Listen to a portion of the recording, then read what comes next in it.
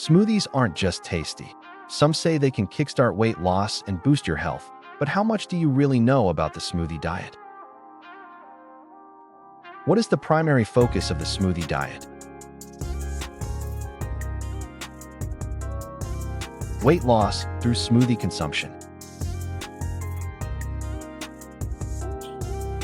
How long does the typical program of the smoothie diet last? 21 days.